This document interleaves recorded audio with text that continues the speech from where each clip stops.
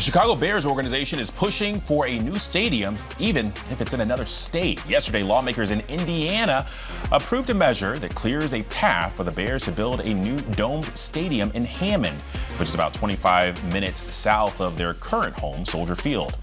Their lease at Soldier Field, which is owned by the city of Chicago, lasts through 2033. But joining me now for more on all of this is ESPN reporter Courtney Cronin, who covers the Bears. And Courtney, listen, I mean, Soldier Field, it's iconic and historic. I also feel like the city of Chicago would revolt if the Bears were ever taken out of there. But why do the Bears want to build a new stadium, and why are they asking for it now in two different states? Well, Alex, Soldier Field is the oldest stadium and the smallest stadium in the NFL. And the Bears do not own Soldier Field. That is property of the city of Chicago. So in 2021, they purchased land, 326 acres in Arlington Heights, Illinois. And that is supposed to be the site in which they develop a new stadium. It's been something they've been working towards for several years now as they try to attract big events. They want to be able to host Super Bowls, Final Fours, concerts, more than just football games. And in order to do that, they believe in a cold weather city that has to be an indoor stadium. And it's something that has met a lot of roadblocks along the way. Issues with the state of Illinois being able to attract the public funding and be able to secure the public funding that would help with the cost of the project. The Bears have committed $2 billion of their own money as a franchise to go into the construction of the stadium. But they say that they need help, north of $850 million in estimated public funding to construct the roads around the stadiums, the sewers, potentially a new commuter line that would allow fans to get to and from Arlington Heights. And that's something that they've been met with some resistance from the state of Illinois. And that's why in recent months, they've decided to extend their search out of the state of Illinois, drawing interest from the northwest region of the state in Indiana.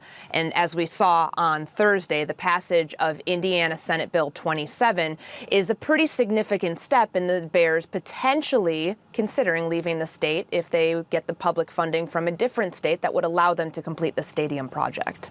Well, and so you mentioned the land that they own in Arlington Heights. I'm curious. I mean, how much of this is a leverage positioning for the Bears? You know, okay, so not really getting the support in state in Illinois. We'll go across state lines here. They would welcome us with open arms. But how much of this is leverage, and how viable do you think a move to Hammond would actually be?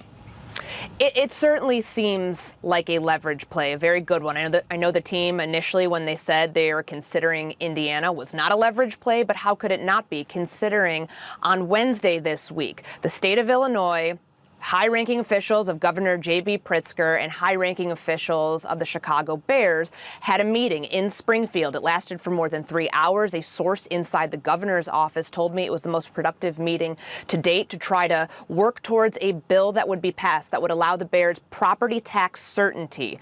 They do not pay taxes on Soldier Field right now. Those are obviously some of the highest in the country in Cook County, Illinois. But that is because, obviously, City of Chicago owns that building. They do not have to pay property taxes. They would on a new stadium in Illinois. And they did not get property tax certainty when they purchased that land in 2021. So the conversations with the state during the legislative session have been positive, gaining momentum. And then the state of Illinois saw Thursday in the news that came out from Indiana as a complete about-face. They had no clue that this was coming. Governor J.B. Pritzker, I'm told, was dismayed by the announcement that came out, not only from the Bears, but from the state of Indiana. But there is something to note here. The state of Indiana made this seem like this is a mutual commitment between the Bears and the state of Indiana, like it's a done deal. The Bears are saying, slow your roll on that. We're just in the due diligence phase. There is certainly a lot of work to be done here.